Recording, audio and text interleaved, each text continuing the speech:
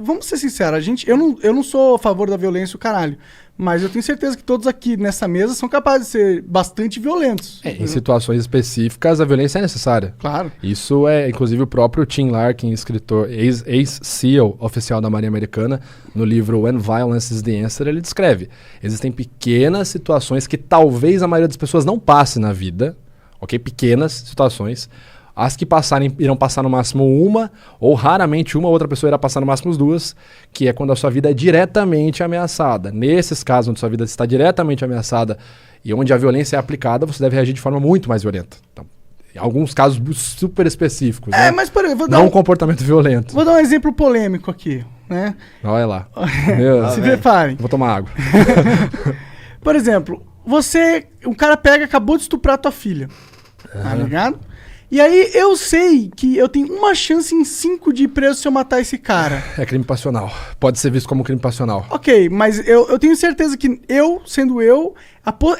essa opção se abre bem mais eu estando no Brasil do que eu estando nos Estados Unidos, tá ligado? Se abre pra você se ferrar ou não? Não, se abre pra eu escolher essa opção, sacou? Tá, porque assim, o direito no Brasil ele é muito... Cara, e isso não são palavras nem minhas, né? Eu gravei recentemente um vídeo com o professor da Universidade Federal de Minas Gerais, o Dr.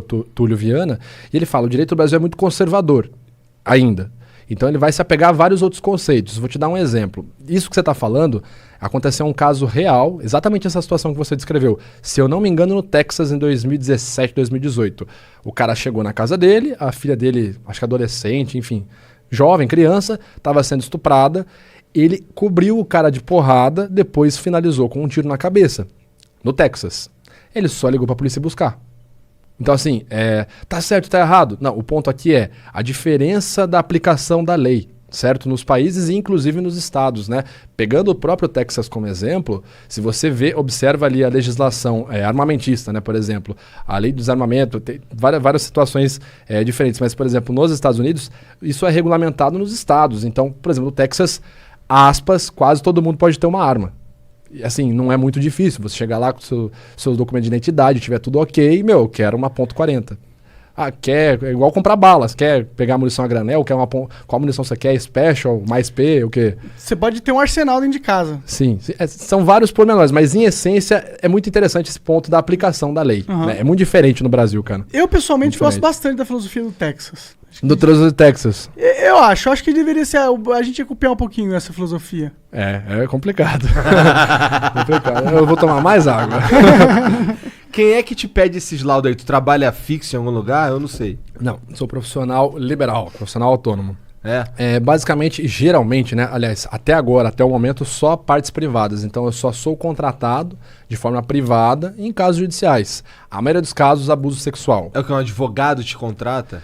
Ou o próprio cliente. Sim, mas geralmente a triagem é toda com o advogado, né? Quem faz todo o contato comigo é o advogado ou a advogada do caso, né? Mas a maioria dos casos, tudo abuso sexual e a maioria abuso sexual infantil. Caralho. Então seu trabalho é pesadíssimo, né, cara? Cara, assim, isso é um negócio que eu não falo, porque nunca é perguntado também, mas, cara, você tem que ter um treinamento mental muito complicado, porque, assim, tenta pensar o seguinte, vou dar só um contexto. Eu, obviamente, não posso falar nada dos casos, pelo segredo, pela ética profissional, e porque a maioria deles, se não todos estão em segredo de justiça ainda, nenhum caso ainda deu jurisprudência. Já faz isso há muito tempo? 2017. Então, imagina assim, cara, um dos casos que eu trabalhei ano passado, ele chegou a ser televisionado, eu não posso falar qual caso foi, só posso dizer que é abuso sexual infantil praticado ali por um dos parentais, ok? Isso eu posso falar sem me complicar. Então, imagina você ver um vídeo, cara, de 20 a 30 minutos da criança descrevendo como que esse parente abusou dela. E aí você tem que ver mais vídeos dessa criança entrando em contato com esse parente em festas de família e você vê a criança reagindo, a criança vomitando quando ela vê esse parente. Então, e você tem que ficar ali, cara, porque, assim, interessa o meu juízo de valor. Além de eu estar fazendo essa análise, eu ainda posso estar errado, cara. Eu tenho que pensar isso. Porque a justiça brasileira, ela é assim, quem tem que provar alguma coisa é quem acusou. A pessoa que foi acusada, ela é inocente, até que se prove o contrário, ok? Inclusive eu falei isso numa entrevista do TV Fama quando foi sobre o caso Prior. Eu falei, o Prior é inocente, até que se prove o contrário, acabou minha participação, a apresentadora falou, então, como vocês viram, o perito falou que ele mentiu. Foda, né, cara? Foda. Só um negócio veio na cabeça aqui agora. Aí eu termino de falar aqui, o Igor vira, então, vocês viram que ele disse aqui que mentiu mesmo, na cara dura. Mas é complicado, cara, você passar 30 minutos vendo uma criança descrever um abuso, e tipo, você ter que sair pra ir viver o seu dia e tal. É uma experiência complicada, cara. Com todo respeito, não queria ter o seu trabalho, não. Não, cara, muitas vezes não é interessante, cara. Não é interessante. Mas assim, o que eu me prendo muito, porque ano passado a gente realizou uma pesquisa que inclusive saiu esse ano, está sendo feito o FABS, que é o primeiro sistema facial apenas voltado para crianças. É uma pesquisa pela Juliana Negrão, pesquisadora da Mackenzie. Então eu participei dessa pesquisa ano passado. Então a gente está fazendo trabalhos interessantes na área da pedagogia para realmente ajudar as crianças. Então você tem um filho, e aí seu filho chega da escola e tal. Às vezes você tá lá, rotina, você tá mexendo no celular e tal, parará. Aí chegou seu filho e você, e aí, como é que foi? Ah, foi bom. E você nem tirou o olho do celular, você tá lá, legal, vai tomar banho, vai jantar, tua mãe tá lá. Cara, nisso, a criança te entregou e você não percebeu. Entendi. Então, assim, a gente tava montando uma pesquisa interessante. Então, isso me alivia mais. Só que, cara, o que eu percebo muito falando, assim, de abuso sexual infantil é que é como se fosse uma iguaria, sabe? Cara, é nojento, cara. Caralho, assim, cara. é nojento. Eu não posso falar muito, até por questão de segurança minha, de caso que eu já trabalhei, mas, cara, é nojento. Se eu te falar, por exemplo, situações onde tem, tipo, festas de swing, que a galera famílias levam as crianças. Mano, é Caralho. nojento. É nojento. É nojento. Caralho, que bizarro, isso existe? No What Brasil. the fuck, Aqui no Brasil. meu? E não é um caso só, E eu isolado. digo que eu não queria ter esse emprego porque eu sei que é difícil, mas eu sei que ele é muito importante que exista. Eu espero, e que eu espero ajuda. tá fazendo algo de bom com também. certeza. E que ajuda muitas pessoas, eu não duvido disso. Só que deve realmente ser. Tipo, eu pessoalmente não sei se eu teria estômago, tá ligado? Deve ser algo realmente complicado. Eu lido com a internet, já fico maluco, imagina ter que lidar com essa porra. Cara, é o que eu falo. Quando você lida com as situações doentias, cara, você vê outras coisas e fala, mano, releva, isso é de boa. Cara, é complicado. Assim, eu tô trabalhando num outro projeto paralelo, que eu espero poder falar sobre ele logo em breve, né? Que é uma série, não posso falar muita coisa, mas é uma série que eu espero que dê certo esse projeto. A gente tá nas tratativas aí.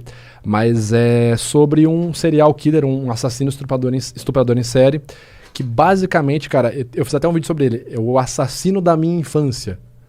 Porque esse cara, na região que eu moro ali no interior de São Paulo, ele estuprou e matou de forma brutal. E quando eu falo brutal, para vocês terem uma noção, as crianças que se comportavam durante o estupro, crianças de 5 a 10 anos de idade, esse era o perfil dele, as crianças se comportavam bem, não gritavam como ele falava, ele apenas estrangulava.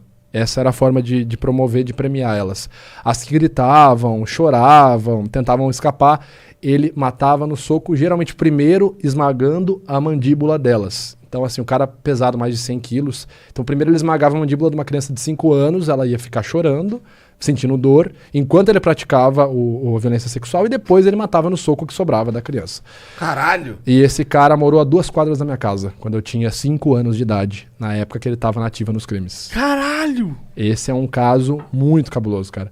E eu creio, assim, memória falsa é uma realidade, mas eu tenho a forte memória de ver ele passando na frente de casa, porque ele ficou conhecido na minha cidade como o assassino da bicicleta. Porque ele era alcoólatra, então ele passava fazendo reparos em porta de bar, fazia serviço de engraxate, e sempre com uma bicicletinha vermelha.